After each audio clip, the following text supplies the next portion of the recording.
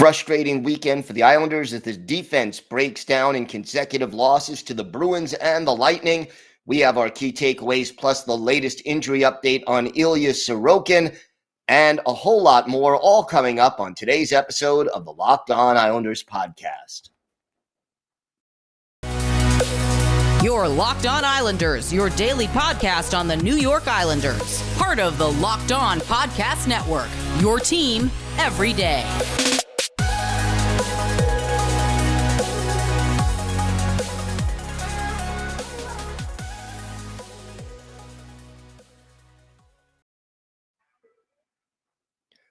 All right, everybody. Welcome to the Monday edition of the Locked On Islanders podcast. So glad you could join us today, and thank you for being part of the Locked On Islanders family and for making Locked On Islanders your first listen every day. We are free and available on all platforms. Today's episode is brought to you by your friends at Bet Online. Today, Bet Online has you covered this season with more props, odds, and lines than ever before. Bet Online, where the game starts. Rough weekend for the New York Islanders. We will get to all of that. But first, if there's something Islanders related on your mind, if you have a question, a comment, a topic you'd like us to talk about on the show, feel free to send us an email. The email address, as always, lockedonislanders@gmail.com. And if you leave your first name and where you're from, we are happy to mention you on the show when we talk about whatever it is that's on your mind. You could also follow the show on Twitter at Locked On Isles, and you could follow me, Gil Martin, on Twitter at Ice Wars, NYRVSNYI. We'll keep you up to date on all the latest Islanders news, notes, and happenings, and I am live tweeting during nearly every Islanders home and road game. So I'll provide you with some instant insight and analysis, and it's always great to interact with fans during games and really any time. So follow on Twitter, and please do reach out. It's always great to be involved and to talk to listeners and fans about our New York Islanders. Tough weekend, a 6-3 loss to the Boston Bruins on Saturday, a 4-1 loss to the Tampa Bay Lightning at home on Sunday, 2 matinee games. And the one thing that both of these games had in common was that the Islanders played poor defensive hockey. And realistically, when there's a team like the Islanders that struggles to score goals consistently, you are not going to win a lot of games, especially against good competition like the Bruins and the Lightning, when your play in your own zone doesn't add up to your or reach your own standards. And boy, I mean, Saturday in particular, Sebastian Aho had a rough game, coughed up the puck too many times, was out of position too many times. And I'm not going to just blame Aho for the fact that the Islanders gave up 6 goals on Saturday, because it doesn't all fall on him. The defense as a whole had its issues, and we know now Scotty Mayfield out 4 to 6 weeks. There's less than 5 weeks left in the season, so you do the math. So, that's what brought Aho back into the lineup on Saturday. No Mayfield, and yet, boy, did the Islanders miss Mayfield. And, so many of the defensemen struggling in that game on Saturday. And so you would think Sunday would be better, that Barry Trotz would read his team the riot act and say, look, guys, we can't give up that many quality scoring chances, especially to a talented and deep team like the 2-time defending Stanley Cup champion Tampa Bay Lightning, and expect to win the game.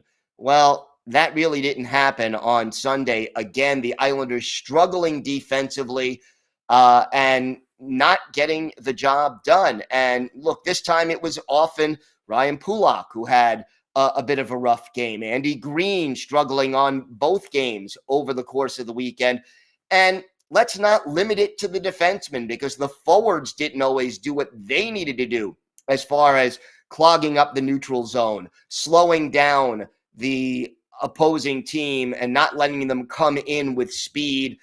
It really wasn't a fair situation. And you look at the numbers from the weekend, And Varlamov gave up, 6 goals on Saturday, then came in the third period of Sunday's game, and we'll talk about that a little bit later on in the show.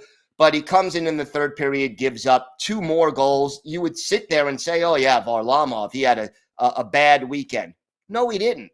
Varlamov actually kept the Islanders in that game Saturday longer than they deserved to be in it. Really faced too many shots throughout the course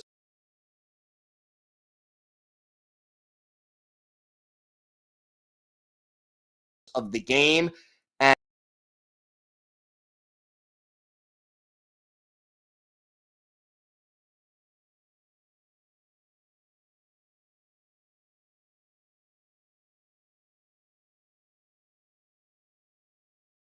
And,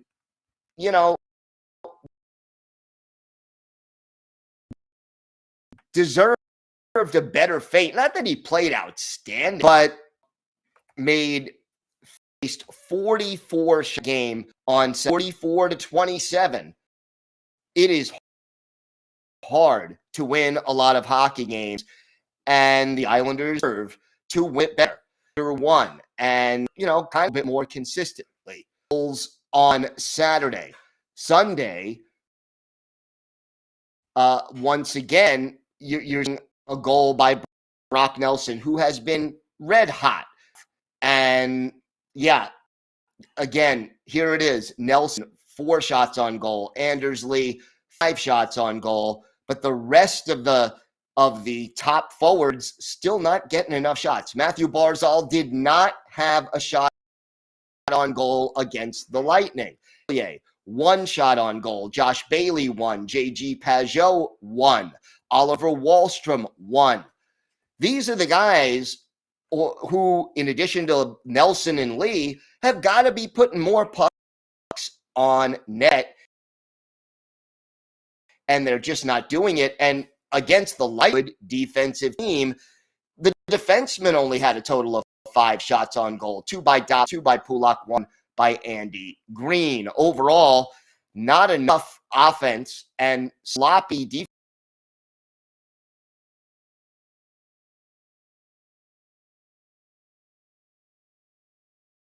The best part of this game was stood up for each other. Ross Johnston dropping the roughing penalty run in the game in the second period. The Islanders at least didn't back down against a physical, tough Tampa Bay team. And, look, we know this team is not making the playoffs, but at least they're standing up for one another, and they still have that spirit and that togetherness, that feeling that standing up for each other matters. Even now, the playoffs are, for all intents and sloppy weekend for the New York Islanders, not what they need going forward. And the result, we talk points from this weekend. Well, guess what? They got 0, and it's just not going to work this way. This season is over. When we return, Ilya Sorokin left the game on Sunday early. We'll talk about that injury, plus an emergency call-up that the Islanders made prior to the game. All that, plus our Islanders' birthday of the day, coming up on this episode of the Locked On Islanders podcast. Today's episode is brought to you by Built Bar. Have you tried Built Bar Puffs? If you haven't, you're missing out on one of Built Bar's best tasting bars. Puffs are the first ever protein-infused marshmallow. I mean, how good does that sound? Protein-infused marshmallow. They're fluffy. They're marshmallowy. They're not just a protein bar. They're a treat. And like all Built Bars, they are covered in 100% real chocolate. And how can you turn these down with some of these flavors? Look at this. Yummy, cinnamony, churro, coconut marshmallow, banana cream pie. So good. These are going to be your new favorites. And yes, like all Built Bars, Puffs are low calorie, high fiber, high protein, and low in net carbs. They are actually better than a candy bar. Most Built Bars contain just 130 calories, only 4 grams of sugar, and 4 net carbs, but they pack 17 grams of protein. At Built Bar, they're all about the taste. They make it taste delicious first, then they figure out how to make it healthy. And I don't know how, but they pull it off every time. Go to Built.com, use the promo code LOCK15 to get 15% off your order. That's promo code LOCK15 for 15% off at Built.com. So some news about the Islanders making some moves and some injury updates. Let's start with the move they made. Grant Hutton, the defenseman, called up on an emergency basis. Ostensibly, I would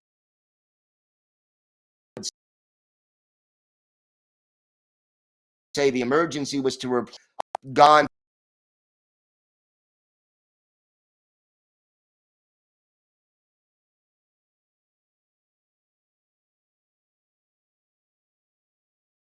for the game on Sunday. Sebastian Aho there sitting on Saturday. So at least, that move. Hutton playing 6 seconds. He was credited with 1 hit and was a -1 in this game. Didn't play poorly, didn't play great.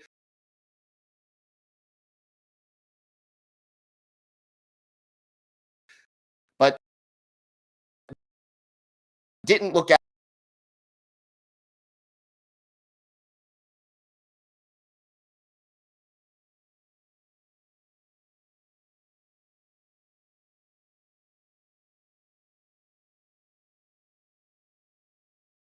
out of place, and that is at least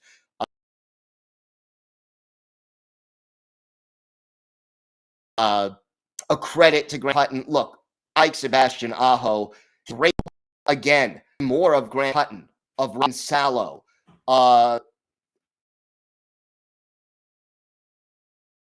Who I think have a possible longer Islanders. Sebastian Aho, I think, had his opportunity for parts of this year, and he is yet the perfect quadruple A player where he's just, an all-star at the AHL level.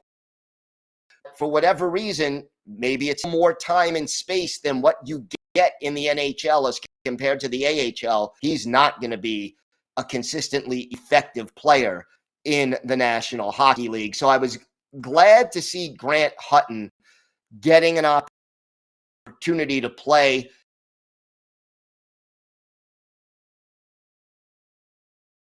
And, again, for a guy who hasn't played a lot of games this year with the Islanders, getting the job done. Disappointed,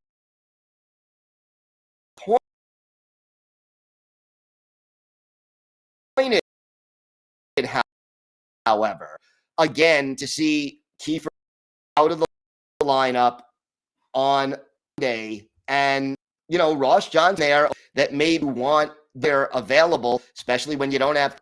But again, whereas that was a big disappointment to me, and it is something that I hope Islanders can rectify as far as for the remaining games. The other piece of injury news coming out today is that Ilya Sorokin leaving the game after the second period with an upper body injury. Just got an update from the Islanders. He is listed as day-to-day with an upper body injury. He did make 2 saves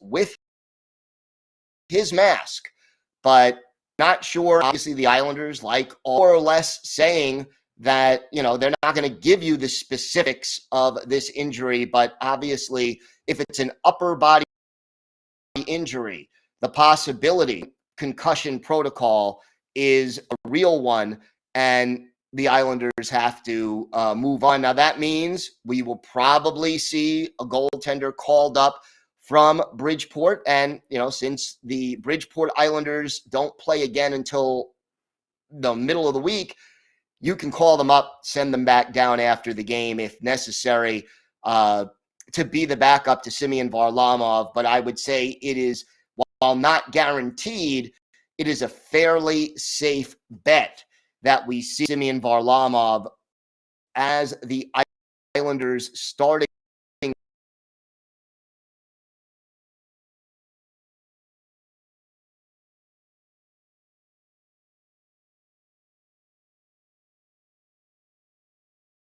goaltender Tuesday night, which is their next game. And look, it's been a rough ride for the Islanders between COVID, start the season, of what's been going to lose Ilya Sorokin, of important part of a situation to get things going. This Blue Jackets, if you want to get into fit, you got to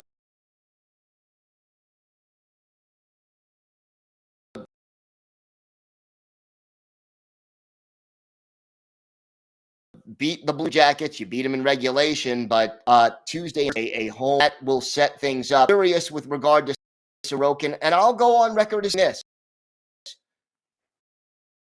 Don't rush Ilya Sorokin. If he misses 2 games, 5 games, at this point, better to let him recover completely, whether this is a concussion, a shoulder, whatever, a neck, whatever it is. But let him recover. Give him time. The Islanders are not in this playoff hunt, especially after this weekend. And just let it be. Time to go with Varlamov, or maybe if you call up Corey Schneider or you call up Jakob Skarep from Bridgeport, if they get a spot start at some point, although I doubt that the Islanders will go that route, why the heck not? Give Skarek, if they call him up, a chance to play, to make his season debut in between the pipes. Or, Corey Schneider hasn't played an NHL game in a couple of seasons. Let him have a go at it. Don't rush Ilya Sorokin back. Concussions are tricky things, and the key is not to let it get worse. Coming up is our Islanders' birthday of the day, and let's see if you can guess who it's going to be.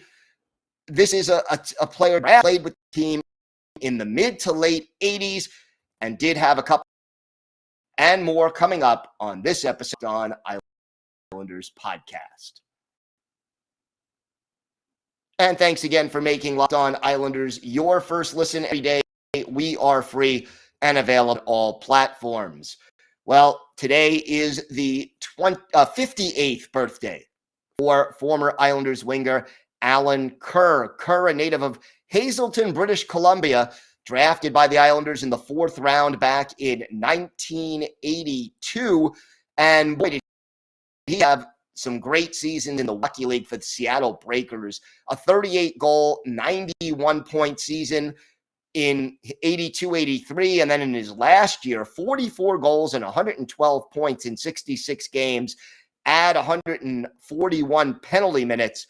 And you could see that even though he was only 5'11", 195, kind of average height, maybe a little above average for the 80s, Alan Kerr wasn't afraid to mix things up. But he could also put puck into the net, made his Islanders debut later on in the 84-85 season, became a full-time Islander in 86-87, and then had back-to-back 20-goal seasons in 87-88 and 88-89. His best season was 87-88, played in 80 games, 24 goals, 58 points. After leaving the Islanders, played for Detroit and then briefly with Winnipeg. Finished his career with 390 NHL games, 72, 166 points, and 826 penalty minutes. Add 38 playoff games, 5 goals, 9 points there, including being a part of the Islanders' fairly lengthy 1987 playoff run where he played 14 games for the Isles. Look at one of with the Islanders November 1st, 1980, center ice zone. The league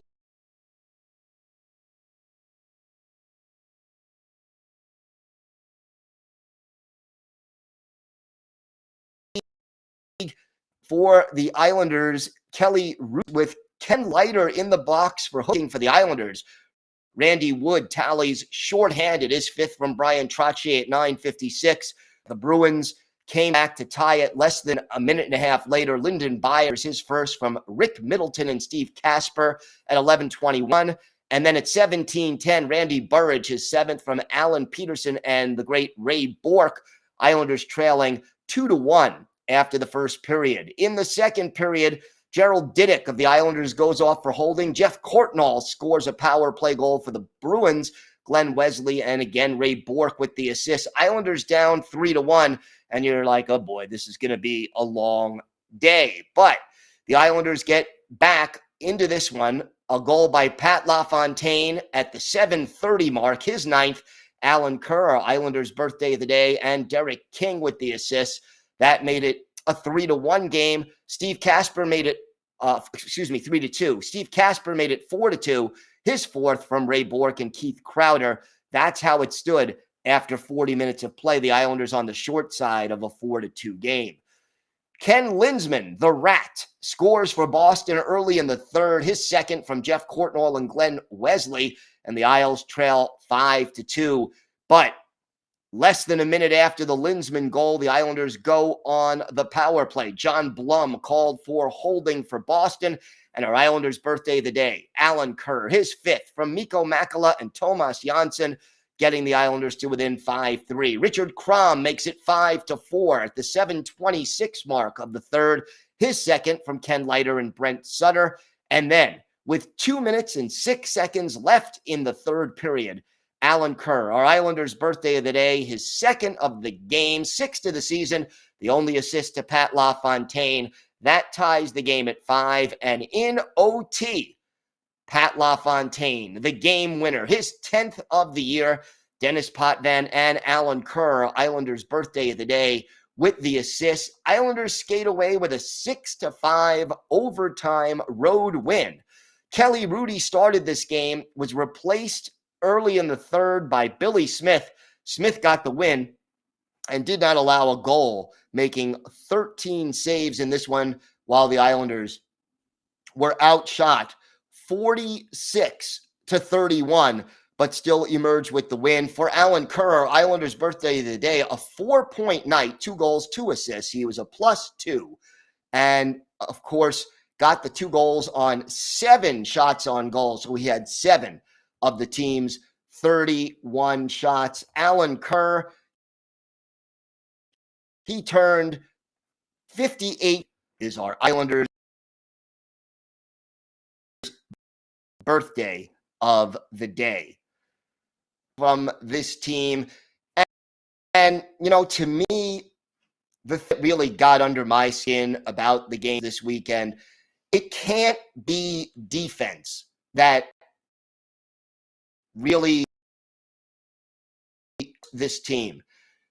If there's been a problem a lot this season, but that's supposed to be this team's strength. That's what this team is built to do. And Barry Trotz and Lou Lamoriello have to address this and mobility of this team's defense. And if they don't do it, they are not going to get better next year. You know, you've heard me say on this podcast that the Islanders never replaced the skill set of Nick Leddy. Chara and Andy Green are okay role players, but neither of them move with puck the way Nick Leddy does, and we still only have one real puck-moving defenseman among the top 6 of the team, and that's Noah. Defense has got to be addressed, and we'll see how the Islanders choose to do that, but it has to be a big priority. That and the sniper has to be the big priority for the Islanders between now and the start of the 2020-23 campaign.